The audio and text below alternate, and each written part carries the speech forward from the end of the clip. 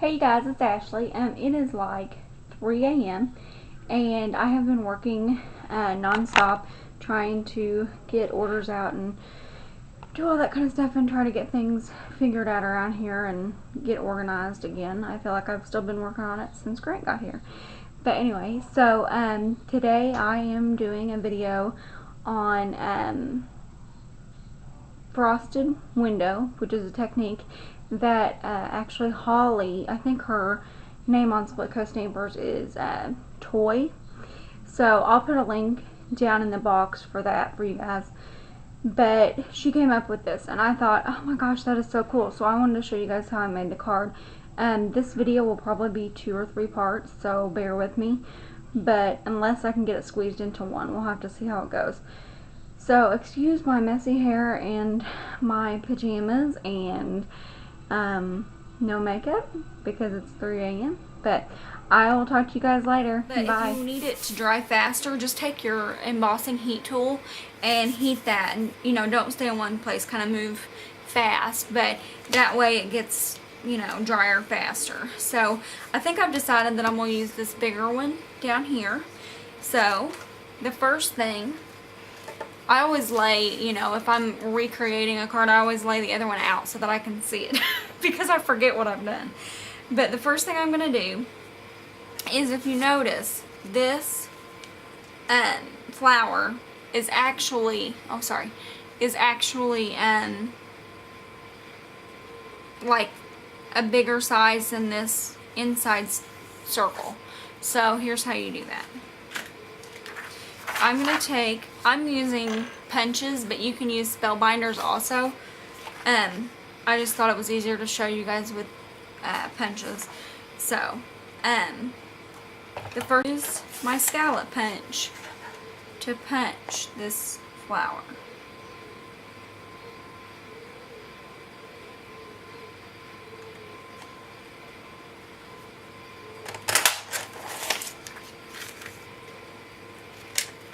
And this card's actually going to be different, so that's okay. But I didn't do the same sizes that I did the last time.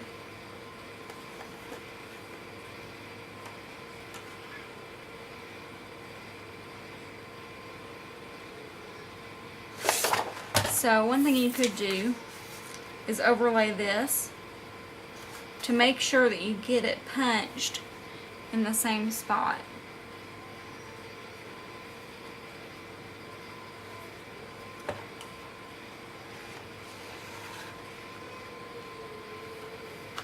Then I'll remove that.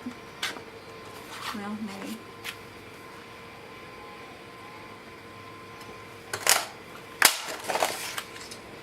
I'm sorry if you can hear Grant crying. He's in the other room with Daddy, but he's teething and he's having kind of a hard time with it. So when you lay them, together, they actually just cross over one another and look like that. So you have both of those. And now I'm going to take my Celtic markers, is actually turn the vellum over and color on the back of it instead of the front. If you go out of the lines, that's cool. It just kind of adds to the shadowing effect.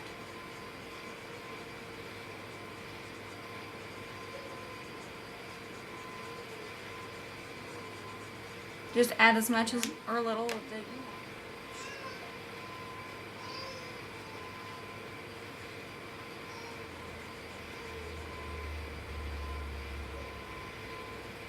like so. And then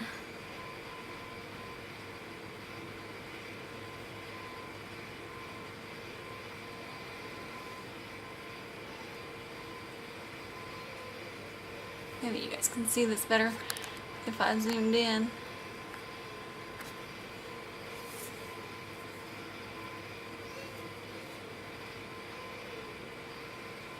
I can't keep my nails pretty anymore because, Grant's always grabbing them and everything else, and I'm afraid I'll scratch him.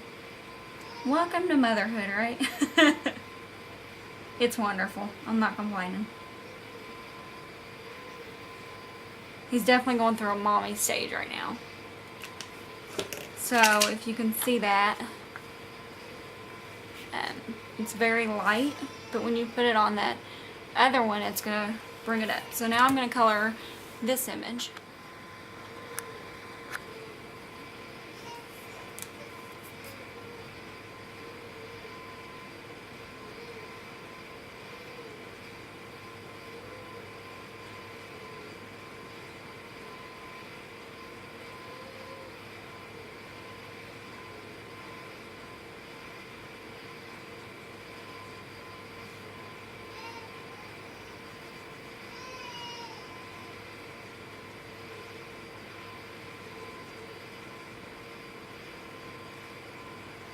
And if you go out of lines on this one, that's okay. Not a big deal.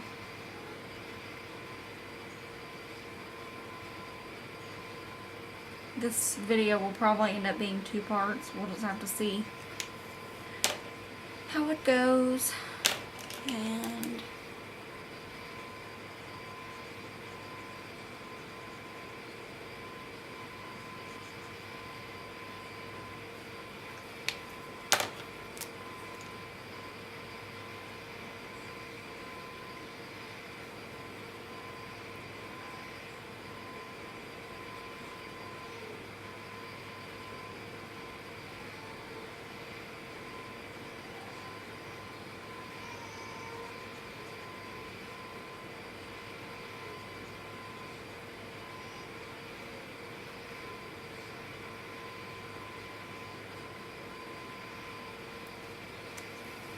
okay. So then when you turn over, sorry, I'm not used to this camera yet. Whenever you turn that flower over and place it on top of that, a cool effect. So you guys can see that. Take your circle and punch that out. So it'll be like this. And then I took my scallop and did this. Now, this scallop will end up being one size than the other. Now, if you have if you're gonna do spellbinders, you won't have this problem. So, but since I'm lazy and didn't want to bring out my machine today, this is what we're doing. Okay. Now, you're going to want to put this on top of this. So what I did was, where are they at? I used little bitty glue drops.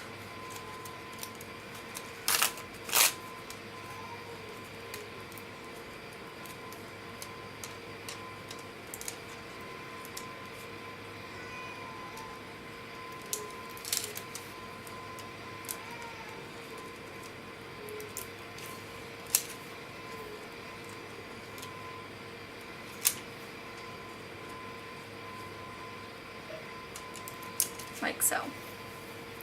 So I don't know if you can, there you go. Okay, now I gotta decide where I want this to be. I'll do it like that.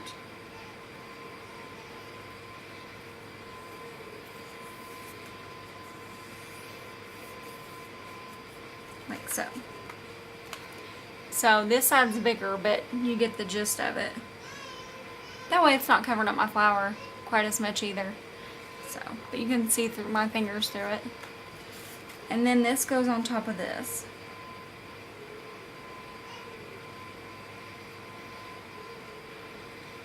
Like so.